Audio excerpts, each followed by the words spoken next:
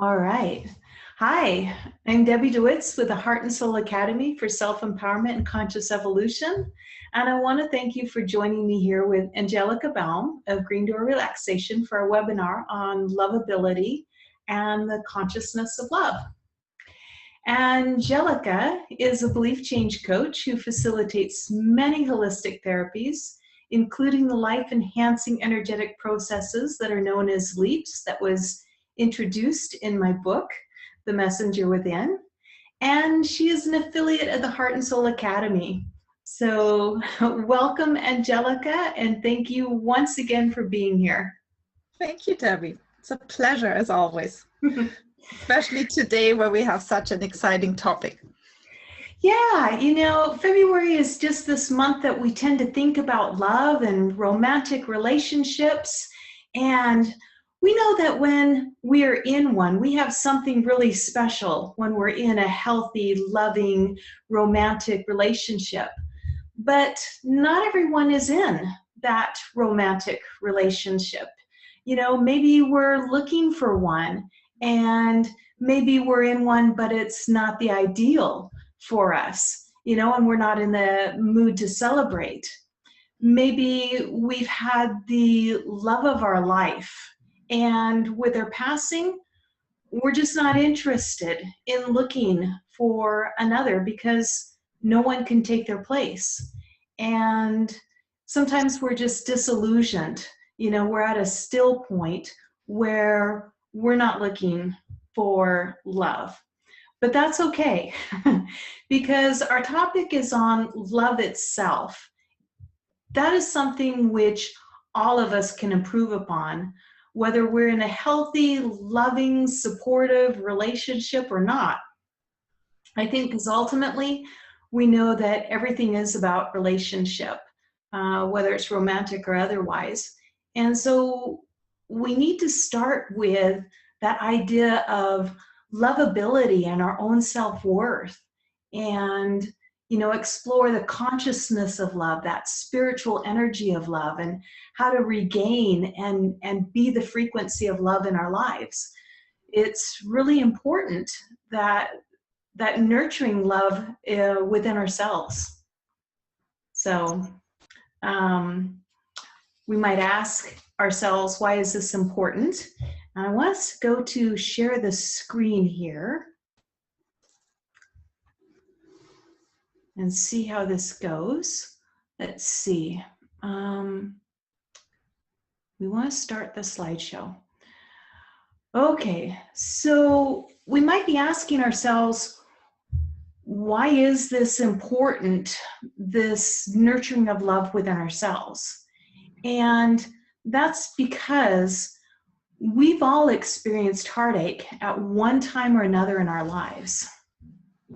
We've experienced defeat in our lives, either intentionally or unintentionally.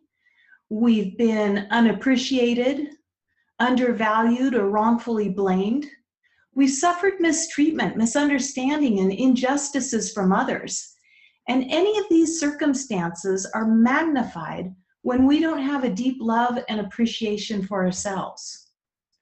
It seems like our greatest epidemic in life is not loving ourselves enough, not believing that we deserve to love ourselves, or even if we should be loving ourselves. We may think that we've done some unlovable things in the past, but we need to separate behavior from who we are, because our true nature is love. And it's only when we've lost that aspect within ourselves that it creates our sense of separation in the world.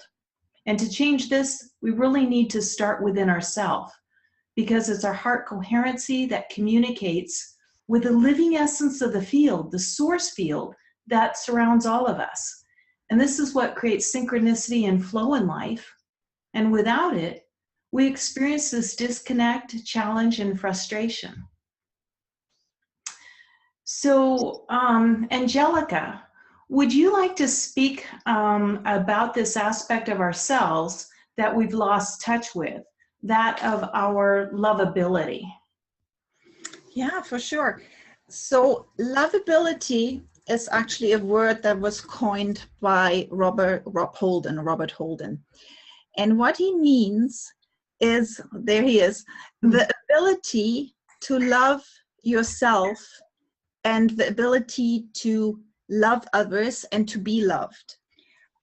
Because as babies, we come into this world and we embody the basic truth that we're truly lovable.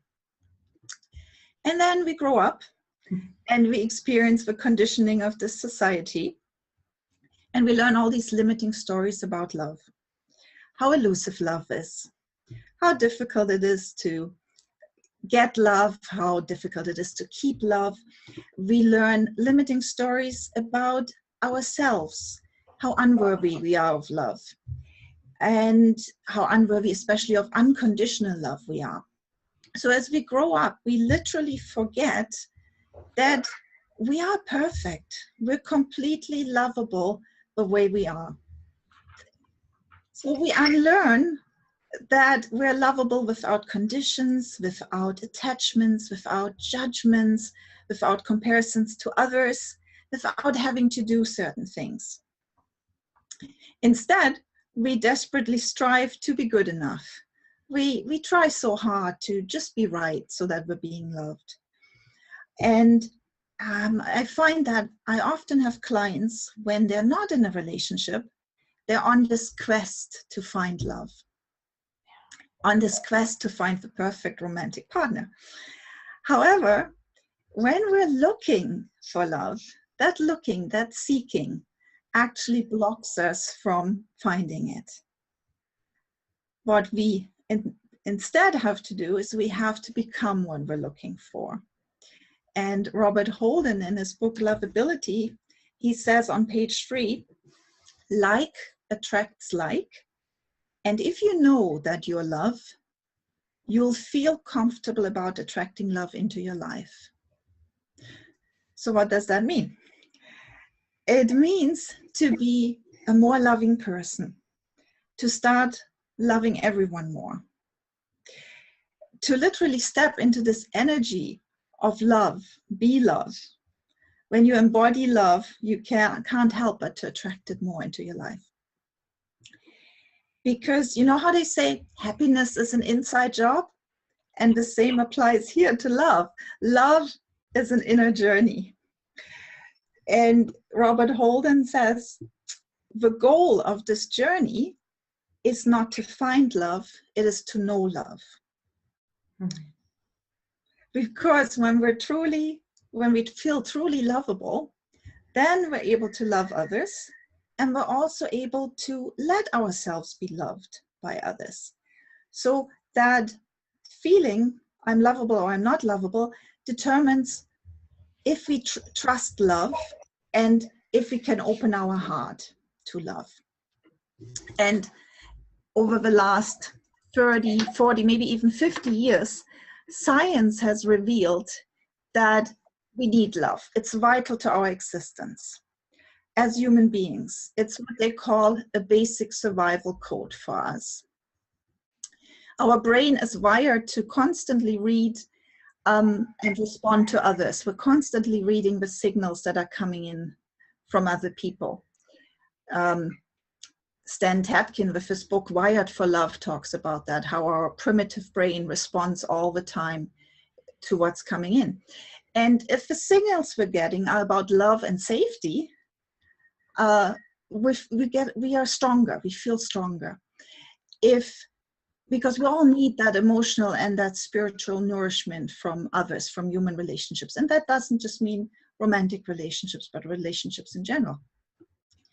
If we, on the other hand, get signals that are picked up as threatening because they're maybe around rejection or abandonment or being disconnected, then that literally plunges us into anxiety. It causes us pain, it causes us emotional and physical pain. But human comfort, on the other hand, is our natural remedy for fear, for doubt, stress. So there's a beautiful gift in love. The energy of love has wonderful physical side effects. And I'd like to quote the second gentleman here from our images, Bruce Lipton, from his book, The Honeymoon Effect. On page 48, 49, he talks about the effects of love and the effects of fear. So he writes, when your mind perceives the experience of love, it causes the brain to secrete neurochemicals such as dopamine, oxytocin, and growth hormone into the blood. And then a little further down, he says, you are generally healthier and more alive when you are in love. And on the next page, he talks about fear. Fear, on the other hand, provokes the release of stress hormones and inflammatory agents into the blood. So we have love giving us beautiful hormones, dopamine, oxytocin, those wonderful neurochemicals that make us feel so good, that give us the honeymoon effect. And then we have the opposite. Fear creates inflammation in the body. Fear creates stress hormones for us. So love is really, really important for us as humans in every respect. And we usually talk about falling in love. I fell in love. But love is not really something that you get or fall into. It's not that we're just lucky or we're cute and we happen to be lovable and that's why we're falling in love. But love is a state of being to embrace. It's a consciousness. It doesn't just happen to us, but we're co-creating it based on our core beliefs that we've learned about ourselves and the world. So if we've learned that we're lovable and we're worthy of experiencing love and joy, it's easier to co-create this. It's easier to vibrate at the level of love. And even though most of us haven't learned that, we'll talk a little bit more about that later, we can undo those limiting belief programs and we can learn new beliefs around love and ourselves. So love is an experience, but first and foremost, it's an action. Love is a discipline. It requires us to personify love and to literally practice being lovable with ourselves and others. And ourselves is often the part that's being forgotten because it's an essential aspect when we want to learn unconditional love, to unconditionally love ourselves. So Debbie, I'm going to give over to you again. Why don't you explain what effects a lack of self-love has? All right, let's go to the next slide. When we have this lack of self-love, it leads to this lack of peace within us. So it creates a cycle between the lack of self-love, lack of peace, and gives us kind of the spiral downward. We start comparing ourselves to others, which leads to this feeling of anxiousness when we're comparing ourselves to others and we're not loving ourselves as part of that lack of peace. We start feeling frustrated, stressed, we get overwhelmed. We feel out of sorts and we can't always explain why we're feeling out of sorts. Maybe we start feeling resentful when we're comparing ourselves to others. We want to look for ways to blame them in order to help us feel better about ourselves. But this leads to us feeling better than others. And when we have that, we start thinking we're more superior, maybe we're entitled, more elite, but that's just really adding to this lack of peace that's within ourselves. So our heart is being closed off to love. And in order to change this cycle, we need greater clarity. Because when we have an awareness, we have an opportunity to heal our emotional wounds and our disharmonious beliefs and stop that suffering. So this conscious clarity and this increased awareness helps us rise above it all. There's really no way for us to avoid mistreatment from others altogether or defeat within ourselves in our lives. But there is a way for us not to allow the mistreatments or the defeats to destroy you or your peace. And to do this, you want to get to the advantage point where the circumstances look and feel different. So you want to ask yourself some questions. When you're in this state of lack of peace and lack of feeling love, what needs to change? You know, how could things be better? When we contemplate these questions, we increase our awareness what's behind these things. We can ask ourselves, what would I rather have instead? And we can ask ourselves, if I can't change that other person, and I can't change the circumstances at this moment that just feel like defeat within myself, outward circumstances that are triggering this emotional wound within myself. If I can only change myself, what could I do differently? And you want to be able to write that down, because that allows us to rise above the situation that we've been in and look at it from a different point of view. We want to talk a little bit more about this idea. If you can't change another person, only ourselves, what can we do differently? Well, that's exactly the key point. We need to look at ourselves. And the problem is that most of us, oh, that's beautiful. Yeah, most of us have been taught to just give to others, unlike this little girl that's hugging herself. So we've learned that there's something wrong with giving to ourselves, that it's vain to love yourself. And 90% of people fail the energy test, I love myself. When you and I or other people in our field muscle test or energy test a subconscious belief, and we have them say, I love myself, most people can't say this. Most people do not have that belief in their subconscious mind. No, we don't. Right?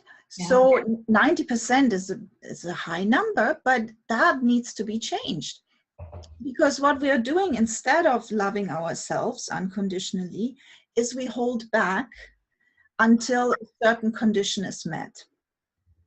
For example, I love myself and my body when I have lost weight. So there is that condition, that ideal weight or that ideal figure that I convince myself I need to reach before I can love myself. Or I love myself when I've reached my goals. That could be academic goals or athletic goals or any other life goals. So again, there's this, until I've created that success that I think I need, I'm not lovable. I won't allow myself to love myself. Or I love myself when somebody else truly loves me. So we're waiting for that other person to love us and give us permission to love ourselves. But all that conditioning that we've undergone here completely understands the true nature of love, because we exist as love. And as you and I both mentioned before, right, that's what we are love. And children come into this world open and loving and unguarded, until they learn to protect themselves and guard their heart. And that has good reasons. Yet, when we want to reconnect with our true essence, we need to reopen our heart to love. So it means that way we can end loneliness and separation, and instead it fosters unity.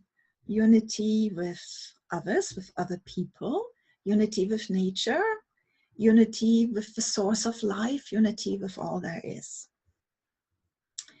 And self-love is as misunderstood a term as love, because it's not just a verb. Partially it's taking care of yourself, doing things for yourself, but it goes beyond that. Self-love is knowing who you are and knowing that you're made of love, that your original energy is love, your true essence. Yeah. So how do you open your heart? How do you start loving yourself and others more? It really means creating an energy of love, an atmosphere of love in our life. And we do this in multiple ways. Seeing the beauty in yourself and others. And it often seems easier to do this with other people than with ourselves. So as you're looking into the mirror, instead of frowning at yourself and having that critical look and looking for those wrinkles and gray hair or the extra weight and criticizing that, can we look at ourselves and smile at ourselves and really feel, I'm beautiful, I love this body, I love myself. So seeing that beauty in ourselves. Allowing yourself to see the joy and the beauty all around you, surrounding you. Allowing yourself to also be at peace with what is. Instead of what we tend to do, we tend to criticize and focus on the lack and everything that's wrong. So can we just allow ourselves to let things be, let them be whatever they are. It also means speaking kindly to everybody we meet and looking for the good and positive in everybody. So letting people know what you appreciate about them. That's a beautiful way to lift the energy, that gratitude and appreciation. And then a very important aspect is to listen and speak from our heart. So to drop down into our heart, allow ourselves to be really present with somebody and listening from there and communicating from there. So all that builds bridges and connects us with others.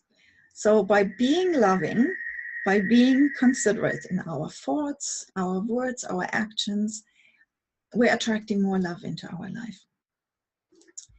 Because unfortunately, we're conditioned that happiness and love comes only after a certain condition is there, after we have, for example, met the ideal lover.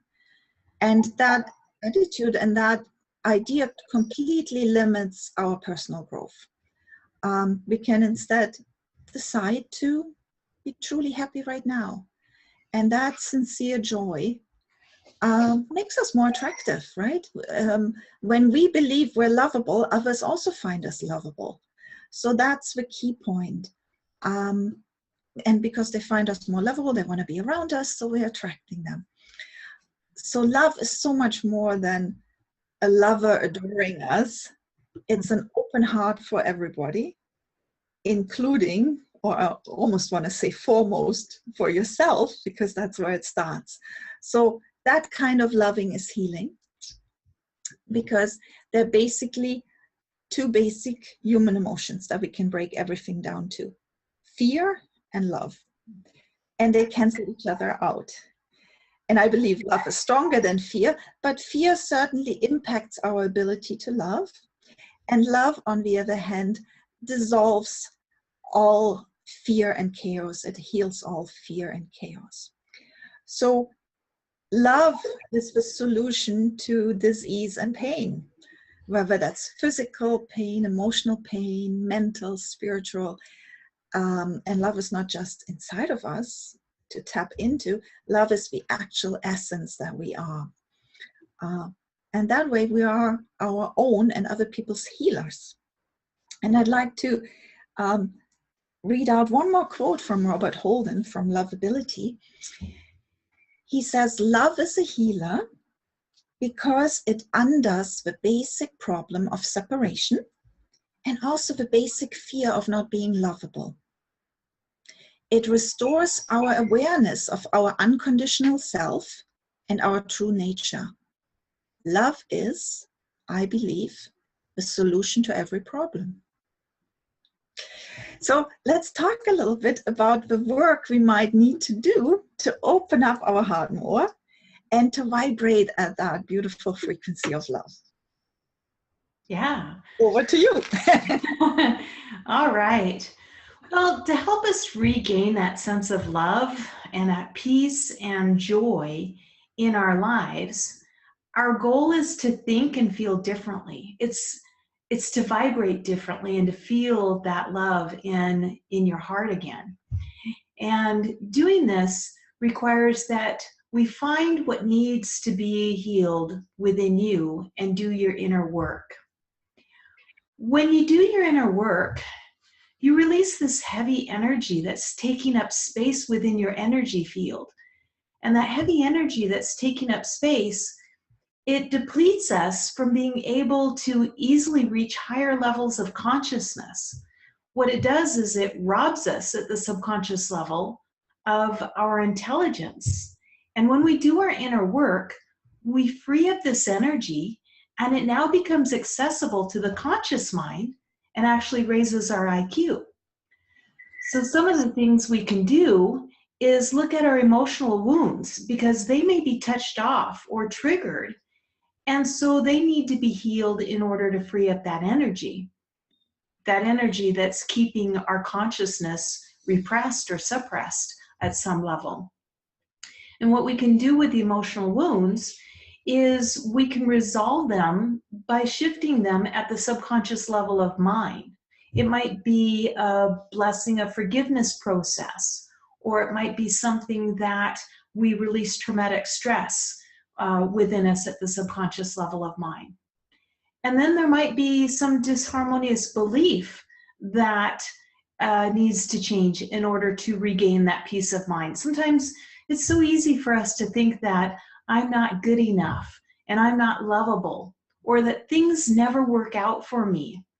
And so these are the beliefs that we need to repattern, which of course we can do that with the life-enhancing belief process.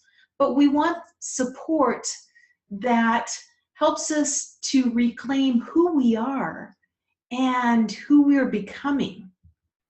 And another thing that we might want to look at in our lives, is there an unmet essential need, essential human need that's we need to recognize and then work towards for it being met and fulfilled in our life. Again, this will lead us to greater sense of love and peace and joy and happiness. So when we do our inner work, we're raising our vibrations.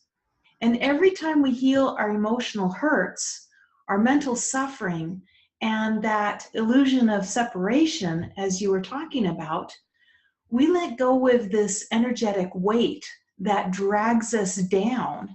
And that's part of what, that energetic weight is that part that, robs us of our peace of mind. And so I think, let's see, so basically we just need to find what needs to be healed, do our inner work, and that helps us regain that sense of love, peace, and joy.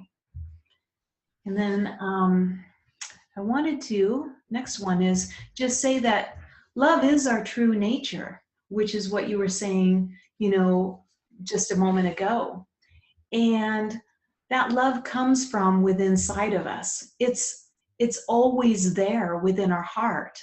And within our heart is all the love that we will ever need. We just need to free it up so that it can be of service to ourselves and to others. And when we raise our vibration to a higher level, not only does the chemistry change within our body, like you were talking about, it boosts our immune system. We feel better, and it boosts our health at that same time. Our lives seem to come into greater synchronicity and flow because we are uniting our energy with the web, with the web of energy out there, the source field of entangled energies, and we move in a more fluid and harmonious way when we've got this harmony between ourselves and others. We raise our consciousness, which supports our own personal evolution. It increases our spirituality, where we're able to have a greater connection and communication with our guides, ascended masters, with beings of light. I don't know if you've ever had an experience of contact with guides, ascended masters, or beings of light. But if you've had that contact, and you may have wondered at some point, like, where did they go? You know, I've had people ask me that, that they had an experience, but they wanted to know where that guide went to and how come they aren't seeing the angel, you know, anymore like that. But I want to say that they really didn't go anywhere. They're still there. We are the ones whose frequency drops, and we leave their sphere of influence to where we're no longer in contact with them. See, they're always there, yet it's difficult for them to drop their frequency levels enough to make contact with us. It's usually us that when we raise our energy up, the connection is once again made. It seems to be about as simple and as difficult as that, but it's up to us. So when we do that inner healing work, we raise our vibrations, we not only are feeling better within ourselves, we are evolving our consciousness to that consciousness of love, to that higher level. And with this true vibrational frequency of love, it's one where you feel it within yourself. You know, you feel, it's the love that you feel towards your loved ones. It's one that you can feel towards everything as a whole. It's personal to you. And at the same time, this love is universal. And like you said earlier, Angelica, when you are truly vibrating at this frequency of love, you're able to speak from your heart and from a place of love when you're interacting with others. It helps us live our personal calling in life with greater enthusiasm. And you're doing more of what you're meant to do with your life's work than the suffering of setbacks that will pass more quickly when we're feeling love. You know, any of those things that we have been suffering with and those setbacks that we're feeling, if we're not feeling love, they're magnified. But when we're feeling love, those things just pass by and out of our lives much more quickly because we know who we are within the core of ourselves.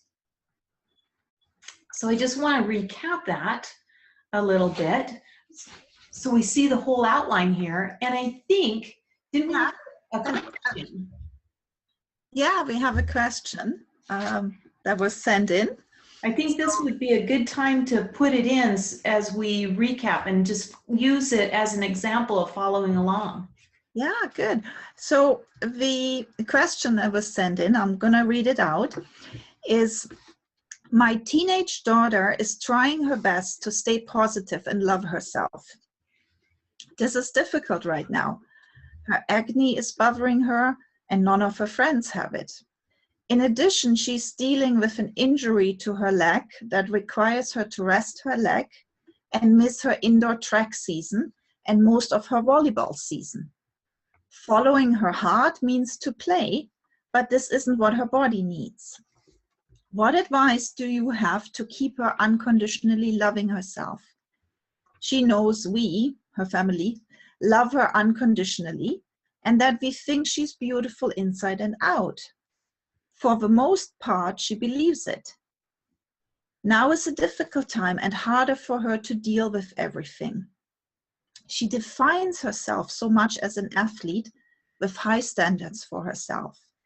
And before I give it back to you to comment on this, what really struck me when I read that question, it's a great question, that this question was sent in by Tammy, and Tammy's daughter defines herself as an athlete, and it could as very well be my daughter who defines herself as an artist, or anybody else for that matter, because somewhere when we're on this path that fulfills us as an athlete, as an artist, or whatever path we're on, something can happen and it can interfere with this path that we're on. We can experience a loss, and then of course we feel that sadness and that grief around that loss, and that's where love needs to come in, and unconditionally loving yourself to help us through that time. So if you want to, maybe as you're recapping, answer that question. Yeah. So it's like, what advice do we have to keep loving ourselves unconditionally when we are, again, we're looking at this place from lack of self-love, lack of peace. We feel that we've had mistreatment, or or that something's happening to us. Like in this case, the what is it? Her acne is bothering her, which so many teenagers go through, or an injury happens to us that prevents us from doing what we love to do, and is creating this vicious cycle where we're not feeling that love in our heart because of these things that are affecting us from the outside. So we really do want to lead ourselves back into this conscious clarity and increase our awareness around it just by asking ourselves some question. What needs to change? You know, if I can't change the acne, maybe I can be proactive and work towards better, or maybe I can be proactive and wait for my injuries to heal. Or maybe it's, we can extend this beyond just this teenage girl. We're all facing something.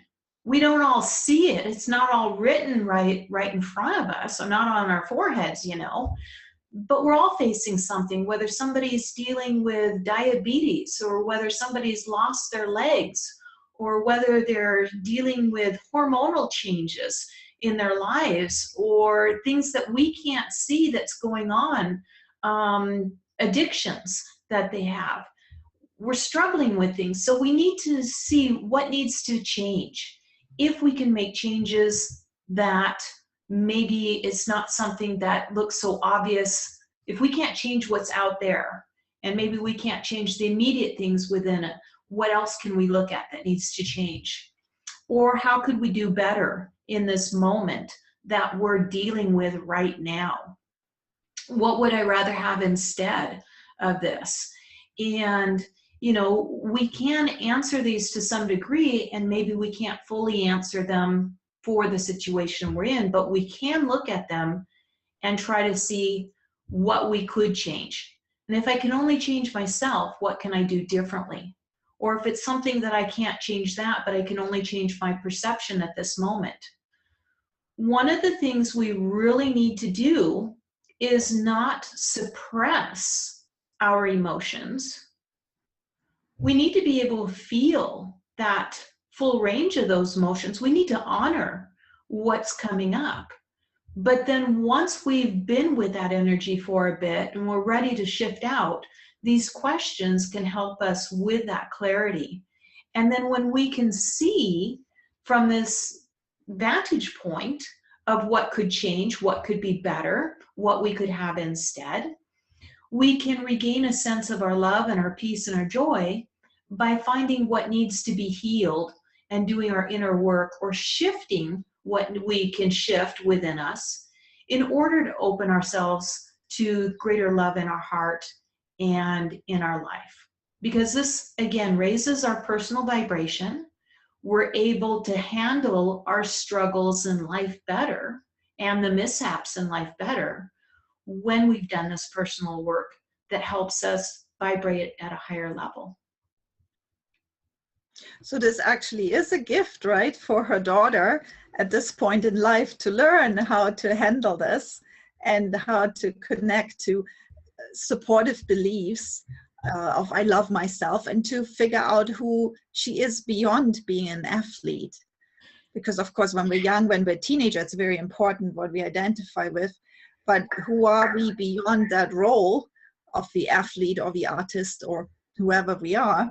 Yeah. And how do I connect that I love myself just the way I am? And so there's some inner work to do there. Yeah, just about any time we find ourselves getting touched off or feeling frustrated, we know that we've closed our heart off some way. And then it's just looking at that, answering some questions, whether we need to write them down to get that clarity to see it, and then that change, that personal work. Yeah, it raises us, it lets go of that weight that's been holding us down, and adds to us just not being enthusiastic about a life as we could be, because we've all known somebody that's overcome personal challenges to live better. They may still have certain challenges, or they recover from those challenges, but they go on to live better. And I think that's what we're really looking for in this, is how do we think and feel better?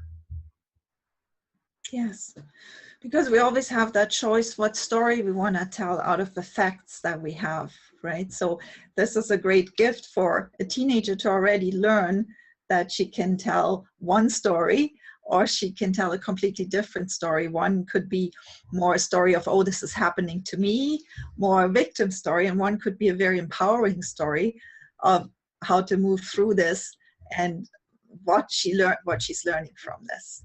Yeah. Yeah. And then I know that some people on this webinar know how to do belief changes. Some can still be learning how to do them for themselves. One of the things is we want to look at those subconscious beliefs, and we've got some that can help support us with life-enhancing beliefs that we can put in at the subconscious mind. And even if we don't know how to get these in at the subconscious mind, I know that a lot of people on this webinar know how to do it, but those that don't, they can always have a session or learn how to do that and help put some of these in there so that they can unleash us to that greater sense of being lovable, or our lovability, our self-love, the consciousness of love. And some of them are going, you know, I recognize and accept love as my true nature. If we would like to believe, or if we believe that consciously, but we don't believe that at a subconscious level of mind, we're going to have that inner battle going on all the time. And another one is, my life is filled with love, meaning, and purpose. How much more energy, freedom, you know, vitality do we have if that's our driving force at the subconscious level of mind? And I love myself for who I am. I love my life. I am loved. Like you said earlier, a lot of times when somebody says that in one of our workshops, they go weak. Their energy system goes weak because they would like to believe that at the conscious level, but at the subconscious level, that's just not the programs that are operating in there. And I'm worthy of the best that love has to offer. Within my heart is all the love I will ever need. And there again, that helps us, instead of looking outside of ourselves for that love to nurture and fulfill us, when we connect with it, we have that. We are embodied with that. We practice it. We live it.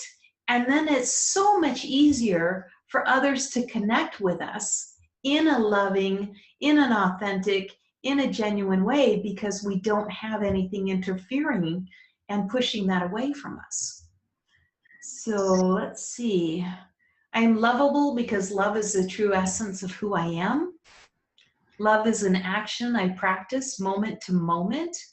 And again, that goes really beyond feeling. It's when it's who we are, when it's something we're really in touch with, we know that it is the actions of our lives that are lovable, because we've let go of that weight that's been dragging us down, and we become love. And it's an action we can practice. So I love, I accept and appreciate who I am exactly the way I am. I love others free of expectations. And you want to read some of these too? Sure. So we also have, I love myself and others unconditionally. I radiate love in everything I do. Very beautiful image.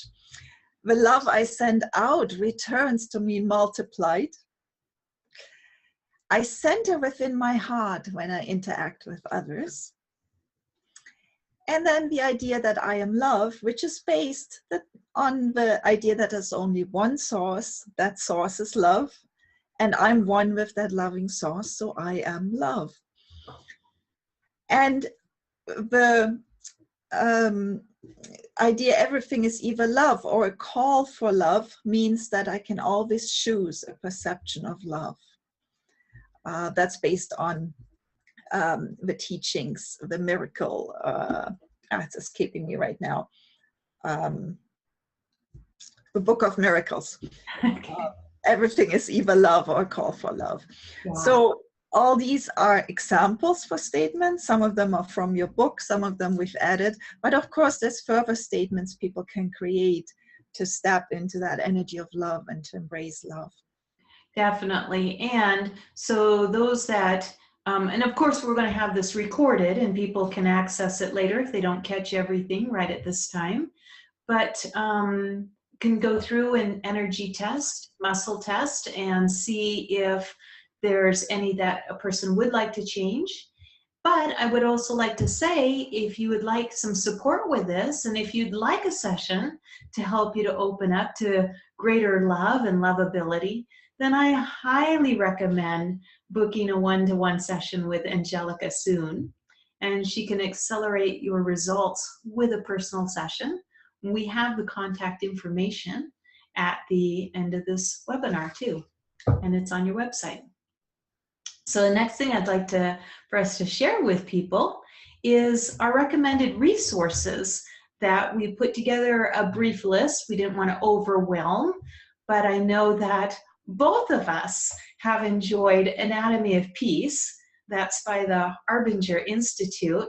Just an excellent book, and it's a good one to reread from time to time as those reminders. Lovability by Robert Holden, as you had mentioned. The Mastery of Love by Don Miguel Ruiz. I had seen that on one of your blogs we were going to recommend the 5 love languages, so I wanted to put that book in our recommended reading books. And The Alchemist by Paulo Coelho, because that's just such a good read. And then there is the YouTube video, Love is Your True Nature, that I put together, I'm thinking 5 or 6 years ago. We have Angelica's blogs, which again, we'll find on your website. And we've got that information coming up in our next slide. But on your blogs, you have How About Love, Imagine This, Wabi Sabi Love, the 5 love languages, and those are all great blogs that give us another depth to the information we've shared tonight. And then also you have a forgiveness workshop coming up on March 5th. That's right. That's a one-day workshop on Sunday, March 5th from 10 to 4. And the purpose of that workshop is to learn different heart-centered ways of forgiveness.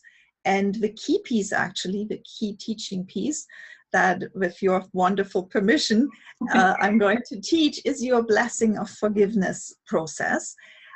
So whoever is interested, who's in this area, let me know, contact me. The information again is also on my website if you want to find out a little bit more. Yeah, and you go into much more depth than just the process of the blessing of forgiveness. You have several ways of presenting that and getting into the subconscious mind and supporting the consciousness to go into that level too. So yes. Great opportunity for people there as a resource. We also have the Messenger Within, because it goes over some of these processes of change that a person can do. And at the Heart and Soul Academy, we have a couple of products that might support support a person as well, such as the Guided Blessing of Forgiveness process and the Guided Ancestral Lineage Healing process that helps go back through the lineages if there's something in there that will help with this sense of love, self-love, lovability, and freeing up energy so that we can come to a higher level of consciousness. But then we have we're wrapping up here. Let me see if we have any more questions for this, because what we have here is a way of contacting Angelica at greendoorrelaxation@yahoo.ca, and then greendoorrelaxation.net. We've got access to me if you want to send an email or access my website as well. And I want to see how we can escape this.